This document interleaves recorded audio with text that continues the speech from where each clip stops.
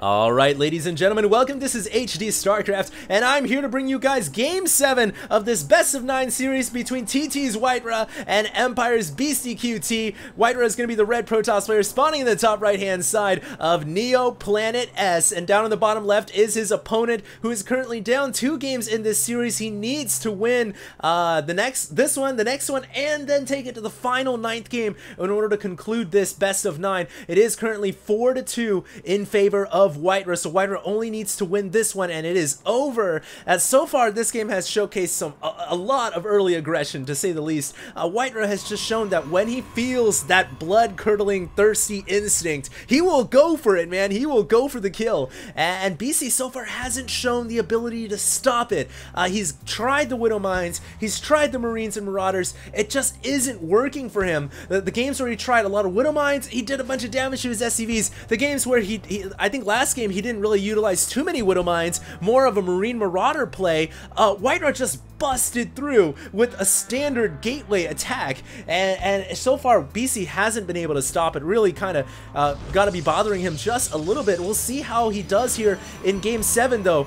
Neo Planet S, it is a snowy map. This is one of the new tile sets available in Heart of the Swarm. Nothing too crazy about this map to note. There is a bunch of glaciers in the middle here, and with I guess the most interesting point is there is a double gold expansion in the center of the map, which you'll basically never see players grab these expansions, because if a player does hold one of these, he basically holds the other one as well, and if they hold both of them, the game is over.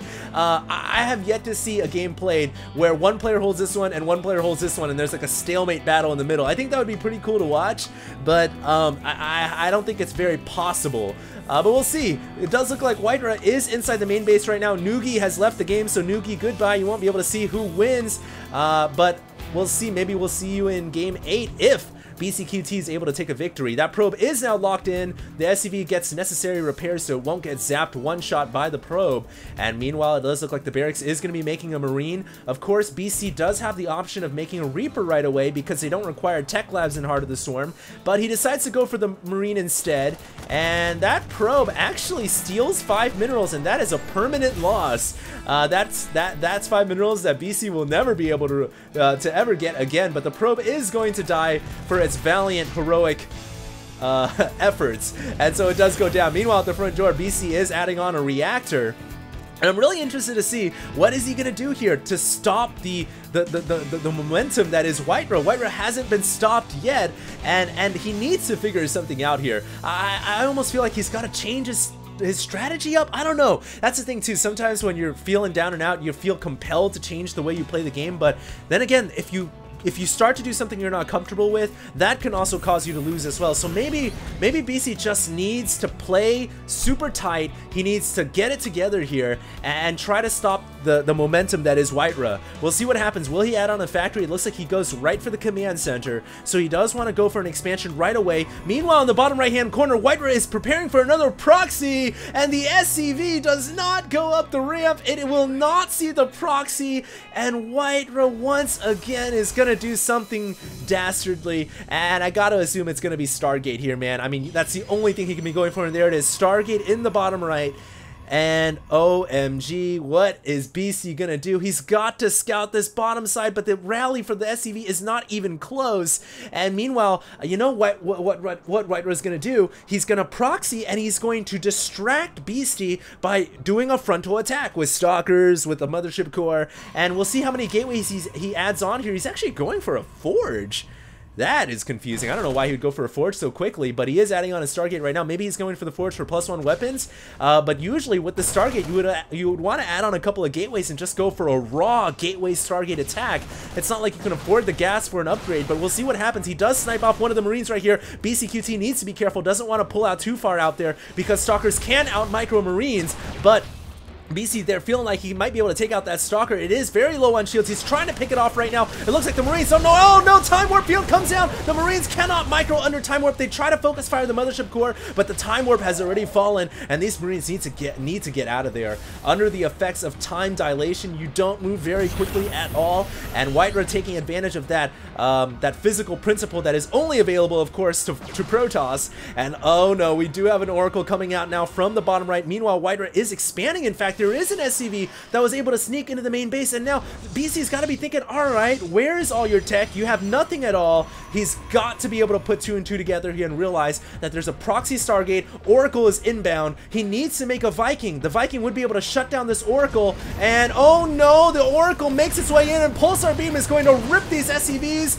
like they weren't even there. And it looks like now a couple Marines coming out. They will be able to push the Oracle away, but the Oracle's just so fast. It gets out of there and it gets 5 free kills, 5 SCV kills there that WhiteRa is going to be all too happy about. Looking at the income right now, you can see that the Terran player is exactly that, down 5 SCVs, and he's trying to add on more barracks right now. He does have medevacs on the field. He could go for an impending drop, but I believe that WhiteRa saw, he saw the starport when he went in with the Oracle, so he knows the tech as well. Not only was he able to get a couple of kills, but he knows the tech of Beastie, and that is factory starport, and that means that there's probably going to be a drop coming in the next couple of seconds, so WhiteRa can prepare accordingly. He can get his forces over here at the natural expansion to shut that down. Meanwhile, Oracle going to try to sneak in once again. It has 53 energy, but there's Marines here, and so I don't know how much damage this can do. And no, the Sentinel missile goes off, and there it goes. That is why you want Sentinel missiles against Oracle. It can shut it down so easily. Meanwhile, this drop going on in the background, but the Mothership Core is overcharged, and the Nexus takes it out with the overcharge from the Mothership Core. It takes out the medevac. The range on that photon overcharge is insane, but the Widow Mine is underground and it is hiding right now, just biding its time like a lurking menace, because in the next couple of seconds, 12 seconds in fact, another probe is going to go down. 3 have gone down already, and I don't think WhiteRa realizes there's a Sentinel missile back here. And this is one of the most deadly things about Widow Mines and their Sentinel missiles is it'll take out a worker, and sometimes you won't even realize, oh, it's been taking out workers for the last couple of minutes, until you look back at your natural and it's like, where's all my probes? So I think WhiteRa might have realized, he might have gotten the alert message there, your probes are under attack, and so he sent his forces back home here, no doubt to try to get some type of detection and then shut down this missile, but unfortunately for him, he doesn't have any detection nearby, and it looks like another probe is going to die. Boom! But it looks like WhiteRa actually realized right there, trying to pull the probes away, and now he's got an observer, so he will take it out. Very nice job. That was actually almost psychic of WhiteRa, because he pulled the probes as Sentinel missile was coming out. If he had done that just a few seconds earlier, he would have dodged that missile. That would have been super pro. Unfortunately, didn't work out that way. And now in the bottom with that Mothership Core, it's just lurking. It's just hovering over here, waiting to go in and send in another attack. But just by herself, she's not really that much of a threat. Meanwhile, though, BeastyQT with the large army, he's got a lot of Marines and Marauders here. Stim is about moments away, about 50 seconds away, excuse me, from finishing up. I would advise BC to wait for Stimpack to finish that observer. I don't think it saw the 2 medevacs, and so the medevacs just skirped on by that observer. The Colossus isn't going to see it either, and with or without Stimpack, these Marines and Marauders, now that they're fully unloaded, they're going to be able to do a ton of damage, although it looks like these Stalkers on the way, and yeah, they're going to be picked off by the Marines and Marauders, so BeastyQT able to take out a couple of forces. I don't know if he wants to stay, though. Now that he sees the Colossus, I think it's wise for him to ignite his afterburners and get out of there. So that's exactly what he does. Meanwhile, hallucinated Phoenix flying in here. Hallucination, actually, an ability that no longer is required to upgrade at the cybernetics core, so you can send in a Phoenix right away at no cost at all. And here comes some Protoss forces from WhiteRa. He's looking to claim his next expansion, and BC says, alright, you can have it. I'm not even going to try to stick around and fight, and I think that's a good idea. Against 2 Colossus, he just doesn't have enough forces to stop that. And to get the forces you need to stop that, you need to start making Vikings back at your starport. And right now, it does look like he's starting to make Vikings 2 at a time. Very smart from BC to get the unit he needs to counter these Colossus. He is actually circumventing this expansion. He's going to try to drop once again right into the main base, but WhiteRa sees it and he overcharges his Nexus in advance. And look at the range on the overcharge, man. It's starting to hit the Marines away from that far of a range, and now the Colossus going to be able to do a bunch of damage, and those Marines are on fire. BeastyQT has not been able to get any damage done whatsoever, but at the very least, it looks like he'll be able to delay the outset of this expansion, which is, better than nothing. And I think he leaves one Marine behind. The Marine's like, why me? And so that Marine is going to go down. But hey, it looks like BC maybe thinking about going for the drop one more time. And you know, he's just making use of the fact that he is Terran. He's got Marines and Marauders and Medivacs. He can drop between these two bases quite liberally as long as he's got Medivacs loaded up and ready to go. And WhiteRa knows that. He's got units at I think both locations. Maybe not at the one on the left because he doesn't have an expansion there anymore. But he should get units at both locations. There we go. And he needs to think about establishing this expansion. I actually feel like BC is, by having this medevac here, it's almost like he's done a really good job of preventing WhiteRa from securing a third expansion. And look at this, BC's already set down his orbital command, so he's going to start mining right now, whereas WhiteRa doesn't even have the Nexus complete yet. And that is all going to bode very well for BC, especially if he can snipe off this Nexus. He's going to unload his forces right now, and if he stems up, he might be able to snipe off this Nexus, but there is 3 Colossus here, so I don't know. And yeah, it looks like, yeah, those 3 Colossus are able to save that Nexus. So there we go. Observer is going to stay right there, and it's going to be able to see this dropship for a very long time. Meanwhile, there was a bit of an attack down here, but a Zealot was warped in to save that Stargate. And so the Stargate is going to remain alive. Meanwhile, Sonic Storm just finishing up right there on the Templar Archives. And so now we are going to be able to see Psionic Storm coming out from these Templars, which is obviously a critical upgrade, allowing WhiteRa to switch between Templar tech and Colossus tech. It's so much AoE. Will BeastyQT have enough force to stop this? He doesn't have Ghosts on the field, which is a problem. You need Ghosts to stop these Templar, and so he sends a couple of Marines and Marauders up to try to snipe the Templars, but they're not really built to do that. Marines and Marauders, they can kill Templar, but it's much better to have a Ghost. A quick snipe is all you need, or even an EMP Shockwave. But it does look like BC now is going to pull back. I don't see a Ghost Academy coming up right now for the Terran player. He is going to rely solely on the army that he's got on the field at this moment in time. Upgrades currently 2 weapons and 1-1 for the Terran, so it is a very close battle in terms of the upgrades, but +1 armor is about to finish on that Forge. Meanwhile, we do have a probe sneaking over to the top left-hand side, looking to build a ninja expansion, if you will, but it does look like this drop is going to go over to this expansion, but overcharged once again, right there and ready, and that shuts down this drop. In fact, the medevac was targeted and it almost went down. It's only got 17 HP left. You can see BC is trying to open up an avenue here to attack. He's sent in his fleet of Vikings, though. He is going to be able to snipe a couple of Colossus. No, he is not. He overcommits with the Vikings, and he is not able to kill the Colossus. I think maybe 1 Colossus there did go down to those Marines and Marauders that came around the right-hand side.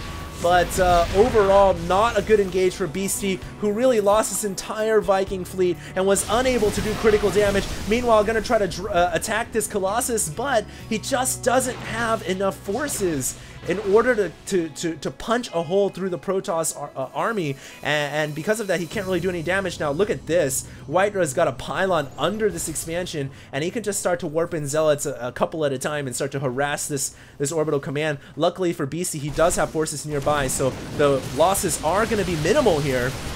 And he is able to shut that down. Income right now 68 to 60. Just showing you guys some of these other tabs here. The resources loss is wildly in favor of WhiteRa, which is, you know, obviously not good for BC, who needs to win this game. If he loses, it's the end of the show match, and I almost in a way don't really want it to end this early on, because these games have been phenomenal. A great way to kickstart Heart of the Swarm, but WhiteRa right now is in a dominant position of control. I think he might be gearing up to make this attack here. Maybe not. Maybe he's going to pull back, because there is actually a drop behind the main base. A couple of attacks going on actually, as a Marauder is launching his grenades against that Colossus, is taken out eventually, and that medevac goes down, due thanks in part to the Dark Templar and the Photon Cannon. So yeah, it seems like there's little skirmishes going on all around the map. BeastyQT trying to still find an avenue where he can take out a lot of probes, but it hasn't been effective so far. There is Dark Templar around the place here, but a missile turret comes up, and that should protect these SCVs from any DT harass, as these Marines and Marauders are going to run in here and clean up.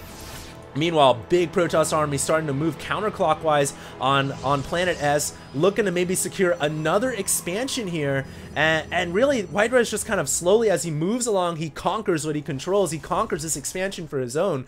And he's approaching 5 bases now, which is pretty astronomical for Protoss. Storms coming down now. A lot of storms actually doing friendly fire damage. And the EMPs do a lot of damage, depleting the shields as well. BeastyQT getting a pretty good engage here, but there's so many Colossus back there. I don't know if he's going to be able to stop this assault, and he doesn't have any medevacts to heal his Marines and Marauders either, although the Vikings are picking off the Colossus. Does BC actually have enough? Another Colossus coming in. He snipes that Colossus down, but unfortunately for him, I think he realizes that he doesn't have enough as he loses this orbital command of the Zealots that are warping in, and I think that is going to be GG. Beautiful game to conclude here, but there it is. WhiteRa takes the victory. It is a 5-2 victory in favor of WhiteRa. I hope you guys enjoyed these casts, and I hope you guys enjoyed my first four-way, is that the right word? But my first adventure into Heart of the Swarm broadcasting. I'll be bringing more games for you guys. If you guys know any sick replays, any cool players that are playing, feel free to have the links to the replays or replays themselves sent into me at HDreplays@gmail.com. That's the games I'll be trying to do next, and I hope you guys enjoyed. For now, this is HD StarCraft. Make sure to subscribe on Facebook, YouTube, and Twitter at HD StarCraft, and I'll see you